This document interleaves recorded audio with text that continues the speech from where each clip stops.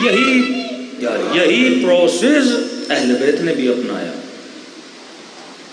نہ امام حسن کے زمانے میں شیعہ تھے، نہ امام حسین کے زمانے میں شیعہ تھے، نہ امام علی کے زمانے میں شیعہ تھے. شیعہ بمعنی عقیدتی شیعہ. شیعوں کی دو معنی ہیں، ایک لفظی معنی، ایک اصطلاحی معنی. لفظی معنی میں شیعہ بولا جاتا ہے شیعۃ عثمان و شیعۃ علی، علی کے شیعہ، عثمان کی شیعہ. اب یہ نہیں جو عثمان کی شیعہ تھے عثمان کو امام مانتے تھے، نہیں، خلیفہ مانتے تھے. شیعۃ عثمان گروہ بولا جاتا ہے. ہاں، شیعۃ ابراہیم جس طرح پڑھتے ہیں نا، وہ گروہ جو علی کا طرفدار تھا، سپورٹر. نون لیگ کے شیعہ، پی ٹی آئی کے شیعہ، پیپلز پارٹی کے شیعہ، طرفدار جسے بولتے ہیں، سپورٹر جسے بولتے ہیں. کچھ ایسے تھے جو علی کو سپورٹ کرتے تھے لیکن عقیدتاً شیعہ نہیں تھے. عقیدتاً شیعہ وہ بولتے ہیں جو علی کو خلیفہ بلا فصل مانے، وہ عقیدتاً ہے.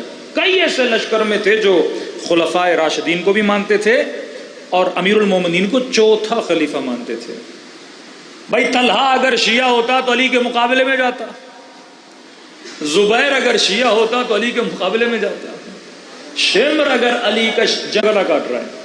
یہ وہ تھے جو اس ٹائم سمجھتے تھے کہ جیسے آپ پارٹیوں میں لوٹے ہوتے ہیں نا، ہاں پارٹیوں کے اندر لوٹے ہوتے ہیں، کہتا ہے اب مجھے لگ رہا ہے یہ پارٹی صحیح ہے، یہاں چلا گیا. کل بولتا ہے وہ پارٹی صحیح ہے، وہاں چلا گیا. اب کسی پارٹی کے کسی لیڈر کی اس نے بیعت تو نہیں کی ہے نا، کہتے ہیں بندہ خدا آج مجھے صحیح لگ رہا ہے، کل مجھے صحیح نہیں لگ رہا، میں بدل سکتا ہوں.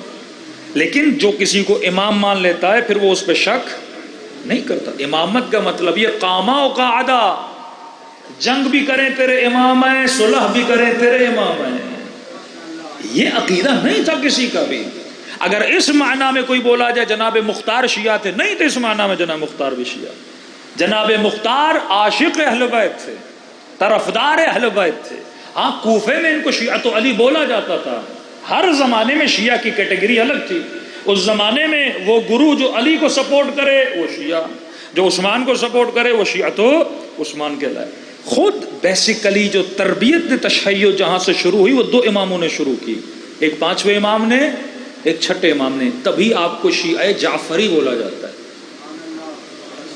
صحیح سے جس امام نے مکتب بنایا، یعنی بنیادیں بنائیں کہ شیعہ کون ہوتا ہے، 12 امام کو ماننے والا، اصول دین، فروع دین صحیح سے. اب آپ بولیں گے مولانا اس زمانے میں کیا کوئی شیعہ نہیں تھا؟ نہیں، ایسا بھی نہیں تھا. سلمان نظریاتی شیعہ تھا، مالک نظریاتی شیعہ تھا، مقداد نظریاتی شیعہ، ابو ذر نظریاتی شیعہ. یعنی چند لوگ تھے جن کو مفہوم شیعت کا پتہ تھا. اب یہی پروسیس اہل بیت نے شروع کیا. ایک نسل تربیت کرنا شروع کی آپ کے چوتھے امام نے. وہ نسل جوان ہوئی، اور جب آپ سنتے ہو کہ چھٹے امام جب لیکچر دیتے تھے ایک ایک دن میں 1800 2000 شاگرد ہوتے تھے. یہ اچانک شاگرد کہاں سے آ گئے؟ جادو کی چھڑی تو نہیں تھی نا. 2000 شاگرد. سامنے حکومت نے اپنے مولوی کا مکتب کھولا اور شرط لگائی، ایک مرتبہ مجمع بڑھتا نہیں ہے تو خطیب کہتا ہے جو ہماری مجلس میں آئے گا، جو ہمارے جلسے میں آئے گا 500 روپے ملیں گے، بریانی کی پلیٹ بھی ملے گی. یہ سیم چکر اس زمانے میں بھی تھا.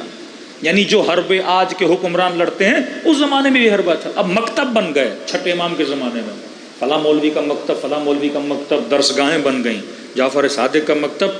اب دیکھا رش امام کیا زیادہ ہو رہا ہے، لوگ زیادہ جا رہے ہیں، علم زیادہ مل رہا ہے. تو انہوں نے پابندی لگائی، کہا کہ جو جعفر صادق کو سننے جائے گا اسے مثلا مثال دے رہا ہوں 2 درہم دینے پڑیں گے، پیسے دے گا حکومت کو پھر جائے گا تاکہ رش کیا ہو جائے، کم ہو جائے. اور جو ہمارے مولوی کو سننے آئے گا اسے 4 ملیں گے. مطلب یہاں پیسے بھی ملیں گے اور وہاں جاؤ گے پیسوں کی کٹوتی ہوگی. یہ بھی بڑے تیز تھے، وہاں 4 لیتے تھے، یہاں 2 دے کے 2 جیب میں ڈال دیتے تھے. اس طریقے سے انہوں نے جتنے دوسرے مکاتب ان کو حکومت کی سپورٹ ہے. مکتب چھٹے امام 2000 سے زیادہ شاگرد.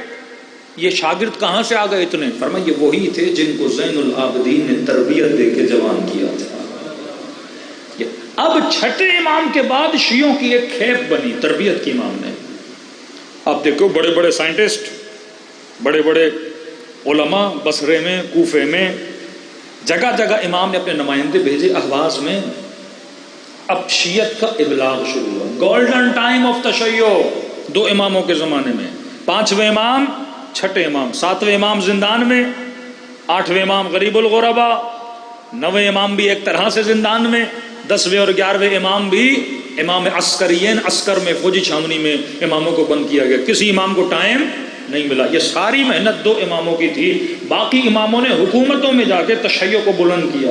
مناظرے کی آپ کے امام جواد نے، مناظرے کیے امام رضا نے، پھر حکومت کی لیول پر آئے اور مناظرے کیے. یعنی وہ امام جو قید و بند میں رہے، لیکن کس طریقے سے انہوں نے نسلوں کی تربیت کی کہ وقت کا حاکم بھی امام سے ڈرنے لگا. وہ امام جس کے پاس حکومت نہیں، وہ امام جس کے پاس لشکر نہیں، بس اگر ہے تو حمایت پروردگار عالم ہے.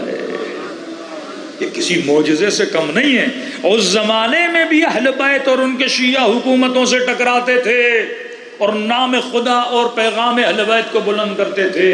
اور اہل بیت کے جانے کے بعد وہ غیبت صغریٰ ہو، وہ غیبت کبریٰ ہو، آپ دیکھتے ہیں مختلف حکومتوں سے شیعہ علماء نے ٹکر لی. اور الحمدللہ آج دیکھتے ہیں خدا نے ایک طاقت دی، ایک پاور دی، ایک تشخص دیا ہے اہل بیت کے چاہنے والوں کو. تو یہ محنت تھی. ہر چیز ایک پروسیس کو طے کر کے بنتی ہے. یہ مت سمجھنا میرے عزیز کہ ایک دن میں کوئی بچہ اچھا ہو جائے گا. نہیں، تجھے اس بچے پہ 15 سال محنت کرنی پڑے.